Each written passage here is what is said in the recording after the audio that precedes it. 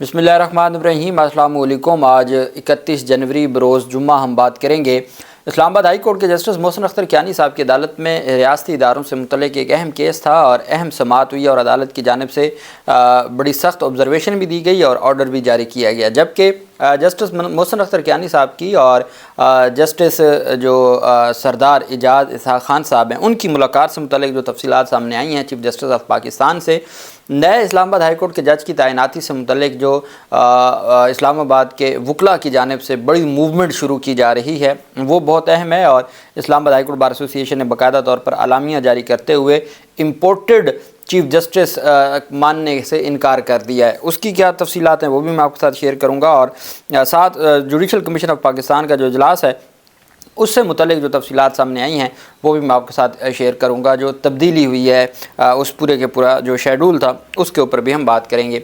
सबसे पहले मैं आपको बताता चलूँ कि जस्टिस मोहसिन अख्तर कियानी साहब की अदालत में एक अहम केस था, मिसिंग पर्सनस केस।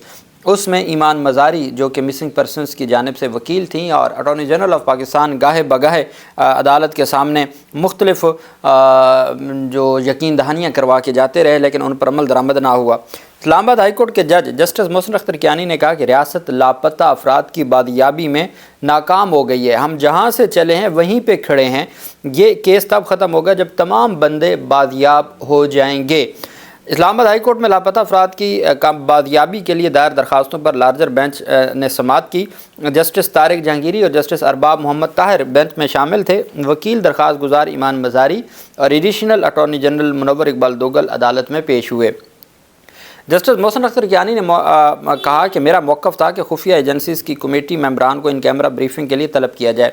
मेरे साथी जजेस का मौक़िफ़ था कि पहले वफाकी हुकूमत को एक मौका देना चाहिए। जबरी गुमशुदा अफराद इंक्वायरी कमीशन के सरबराह हमारे जज थे जो कि इंतकाल कर गए। जबरी गुमशुदा अफराद कमीशन काम नहीं कर रहा, वफाकी हुकूमत कुछ नहीं कर रही, फिर किसी ने तो इस मामले को देखना है।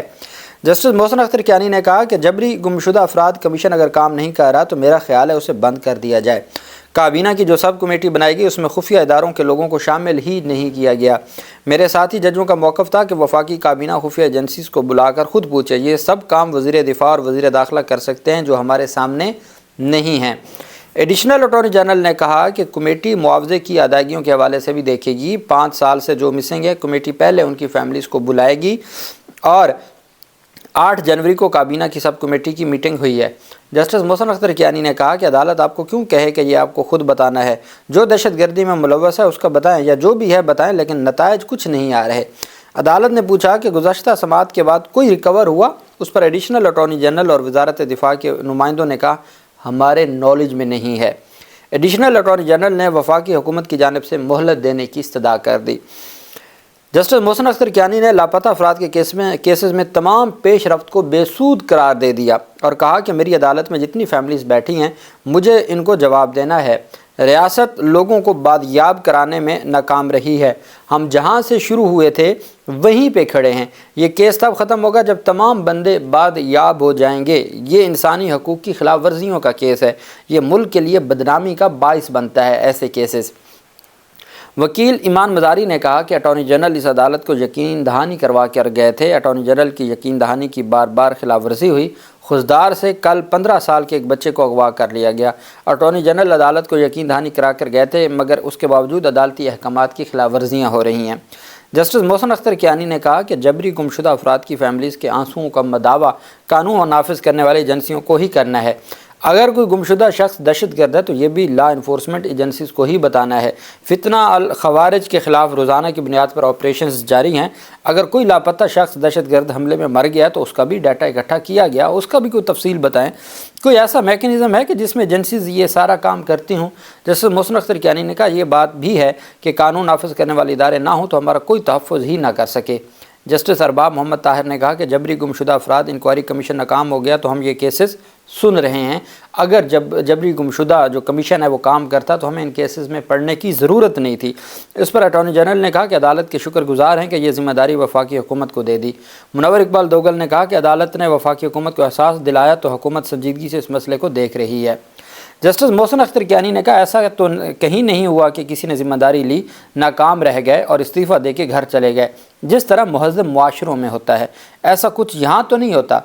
چاہے جبری گمشدہ افراد کمیشن ہو، قانون نافذ کرنے والے ادارے یا وزیر اعظم ہی ہوں، جب تک کسی کا کوئی بندہ اغوا نہ ہوا ہو اسے تو یہ احساس ہی نہیں ہو سکتا، آرام سے گھر جا کے وہ سو جاتا ہے۔ جسٹس محسن اختر کیانی نے کہا کہ کابینہ کی سب کمیٹی اور انٹیلیجنس افسران پر مشتمل کمیٹی آپس میں میٹنگ کرے، جو لوگ مسنگ ہیں دونوں کمیٹیاں ان کی فیملیز کو بلا کر سن تو لیں۔ 10 سال سے جو بندہ مسنگ ہے اس کے گھر والے کس طرح رہ رہے ہوں گے، اگر کوئی زندہ نہیں ہے تو اس کی فیملی کو معاوضہ تو دے دیا جائے۔ آپ نے کمیٹی بنا کر وزراء کو شامل کر دیا، وہ لوگوں کو جواب دہ ہیں اور لیکن ان کے نالج میں ہی نہیں ہے، وزراء کو کہاں سے علم ہوگا اس سارے معاملے کا۔ اسلام آباد ہائی کورٹ نے لارجر بینچ نے آئندہ سماعت پر اٹارنی جنرل کو طلب کر لیا اور ہدایت دی کہ اٹارنی جنرل آئندہ سماعت پر ذاتی حیثیت میں پیش ہوں، اپنی یقین دہانیوں سے متعلق بھی عدالت کو آگاہ کریں، اور ساتھ وفاقی حکومت کو کہا ہے کہ جو ڈائریکشنز ہیں اسلام آباد ہائی کورٹ کے اور جو احکامات ہیں، 3 رکنی بینچ ہے، یہ لارجر بینچ ہے، ان کے احکامات پر عمل درآمد کر کے رپورٹ بھی پیش کی جائے۔ یہ جسٹس محسن اختر کیانی کی سربراہی میں جسٹس طارق جہانگیری صاحب اور جسٹس ارباب محمد طاہر صاحب، یہ انہوں نے عدالت نے فیصلہ دیا ہے، اور عدالت ہر صورت اپنے شہریوں کے بنیادی انسانی حقوق کی فراہمی کے لیے اپنا کردار ادا کر رہی ہے، لیکن بدقسمتی ہے کہ دوسری طرف جو وفاقی حکومت ہے وہ اس سارے معاملے کے اوپر اپنی ذمہ داریاں نہیں نبھا رہی۔ وہیں پہ آپ جانتے ہیں کہ میڈیا میں یہ خبریں سامنے آ رہی ہیں کہ نئے چیف جسٹس کے لیے حتیٰ کہ جسٹس سرفراز ڈوگر صاحب کا ایک مسلم لیگ نون سے جڑے وکیل ہیں، ان کی جانب سے یہ بھی دعویٰ کیا گیا ہے کہ ابھی یہ جو سوموار کو کہ جی معاملات طے پا گئے ہیں، chief justice of Islamabad high court, chief justice of Lahore high court اور چیف جسٹس آف پاکستان وہ راضی ہو گئے ہیں، اور جس جج صاحب نے جن کا ٹرانسفر ہونا ہے سرفراز ڈوگر صاحب کا، وہ بھی انہوں نے بھی رضامندی کا اظہار کیا ہے، تو وہ سوموار کے دن بطور سینئر موسٹ جج کے وہ اسلام آباد ہائی کورٹ میں اپنی ذمہ داریاں شروع کر دیں گے، اور پھر اس کے بعد وہ اگلے چیف جسٹس ہوں گے۔ یہ ایک لیگی وکیل کی جانب سے بھی دعویٰ کیا گیا ہے، چونکہ اس سے پہلے مسلم لیگ نون سے اور حکومت سے جڑے لوگ یہ دعویٰ کر چکے ہیں، صحافی بھی یہ بات کر چکے ہیں۔ اب اس کے اوپر پہلی جو پیش رفت سامنے آئی ہے وہ اسلام آباد ہائی کورٹ بار ایسوسی ایشن کی جانب سے بڑا سخت رد عمل آیا ہے۔ اسلام آباد ہائی کورٹ نے اسلام آباد ہائی کورٹ بار ایسوسی ایشن اور اسلام آباد بار ایسوسی ایشن جو ضلعی بار ایسوسی ایشن ہے اور ہائی کورٹ بار ایسوسی ایشن ہے، ان کے مشترکہ اعلامیہ کے مطابق ارباب اختیار کو متنبہ کیا جاتا ہے کہ اسلام آباد ہائی کورٹ کے معزز جج صاحبان کے علاوہ اسلام آباد ہائی کورٹ کا چیف جسٹس کسی کو بھی تعینات نہ کیا جائے، بالخصوص اسلام آباد ہائی کورٹ کے ججز صاحبان میں سے ہی چیف جسٹس اسلام آباد تعینات کیا جائے۔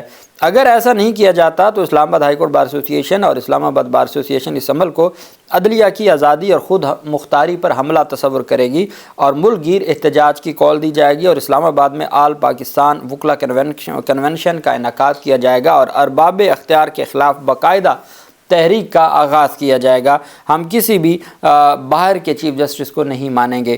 ریاست علی آزاد اور چودھری نعیم علی گجر ہیں صدر اسلام آباد ڈسٹرکٹ بار ایسوسی ایشن کے، ریاست علی آزاد ہیں صدر ہیں اسلام آباد ہائی کورٹ بار ایسوسی ایشن کے، ان کی جانب سے یہ اعلامیہ جاری کیا گیا۔ وہیں پہ سینئر صحافیوں کی جانب سے یہ خبر آئی سامنے کہ جسٹس محسن اختر کیانی صاحب اور جسٹس سردار اعجاز اسحاق خان صاحب کی چیف جسٹس آف پاکستان کے ساتھ ملاقات ہوئی ہے، اور یہ ایک طویل ملاقات تھی، اور جو اسلام آباد ہائی کورٹ سے متعلق معاملات اور جو 6 ججز کا خط ہے اس سے متعلق معاملات، اور ساتھ جو chief justice of Pakistan chief justice of Islamabad high court کی تعیناتی سے متعلق یہ صحافیوں کے دعوے ہیں۔ اب اس کے بعد کچھ صحافیوں نے یہ بھی دعویٰ کیا ہے کہ جب اسلام آباد ہائی کورٹ کے 2 ججز کی ملاقات ہو گئی تو اس کے بعد وزیر قانون اعظم نذیر تارڑ صاحب کی بھی ملاقات ہوئی ہے۔ یہ بھی دعویٰ ہے کچھ صحافیوں کا کہ وزیر قانون صاحب کی بھی ملاقات ہوئی ہے اٹارنی جنرل آف پاکستان کے ساتھ، چیف جسٹس آف پاکستان کے ساتھ، یہ خبریں بھی سامنے آئیں۔ اب ان تمام چیزوں کو مد نظر رکھتے ہوئے سپریم کورٹ میں 8 نئے ججز کی تعیناتیوں سے متعلق جو سپریم کورٹ کے 8 ججز کی تعیناتی سے متعلق 11 فروری کو جو شیڈول جاری کیا گیا تھا اس کو ایک دن پہلے کر دیا گیا ہے، 10 فروری کر دیا گیا ہے، نیا شیڈول جاری کر دیا گیا ہے۔ یہ ان ملاقاتوں کے بعد پیش رفت سامنے آئی ہے۔ سپریم کورٹ آف پاکستان میں 8 نئے ججز کی تعیناتی کے لیے جوڈیشل کمیشن کا اجلاس تبدیل کیا گیا ہے۔ اب 11 فروری کے بجائے 10 فروری کو عدالت عظمیٰ کے کانفرنس روم میں دن 2 بجے ہوگا۔ جوڈیشل کمیشن کے ممبران کو اجلاس ایک دن پہلے بلائے جانے سے متعلق باقاعدہ طور پر آگاہ کیا گیا ہے۔ سپریم کورٹ میں 8 نئے ججز کے لیے 5 ہائی کورٹس کے 5 سینئر ججز کے نام طلب کیے گئے ہیں۔ سپریم جوڈیشل کمیشن کا اجلاس chief justice supreme court justice Yahya Afridi کی سربراہی میں 8 ججز کی تعیناتی پر غور کیا جائے گا۔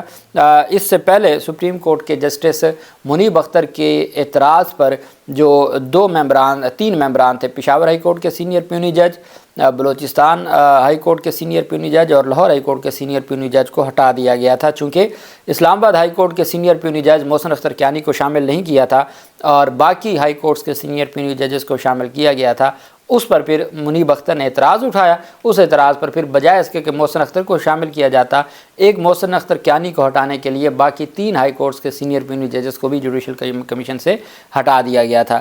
اب یہ ایک طرف ججز کی تعیناتی، ایک chief justice of Islamabad high court کی تعیناتی کا جو معاملہ بڑا شدت اختیار کر گیا ہے، اور اب ججز کی ملاقات کی جو خبریں سامنے آ رہی ہیں، جو وکلا کی جانب سے رد عمل سامنے آ رہا ہے، یہ ساری چیزیں بتاتی ہیں کہ یہ معاملات مزید گمبھیر ہوں گے اور یہ کسی استعفوں تک بھی معاملہ جا سکتا ہے، اور اس کے بعد یہ باقاعدہ طور پر، اور یہ جو معاملہ ہے میں سمجھتا ہوں اسلام آباد ہائی کورٹ کے چیف جسٹس کی تعیناتی کا معاملہ وکلا کے لیے، یہ اب تک جو خاموش تھے اب اس معاملے پر بھی الٹیمیٹ یہ سارا معاملہ اٹھے گا اور یہ ایک جو موومنٹ ہے اس کی طرف جائے گا، چونکہ الٹیمیٹ یہ ایک نیا کام ہوگا کہ 7 ججز اسلام آباد ہائی کورٹ کے جو پہلے موجود ہیں ان کو چھوڑ کے آپ 15ویں نمبر کے کسی معزز جج صاحب کو لاہور ہائی کورٹ سے آپ ٹرانسفر کریں یا کسی بھی معزز جج صاحب کو آپ ٹرانسفر کریں، تو اس کے اوپر جو اسلام آباد کے وکلا ہیں ان کی جانب سے بھی رد عمل آئے گا۔ اللہ پاک پاکستان کا حامی و ناصر ہو۔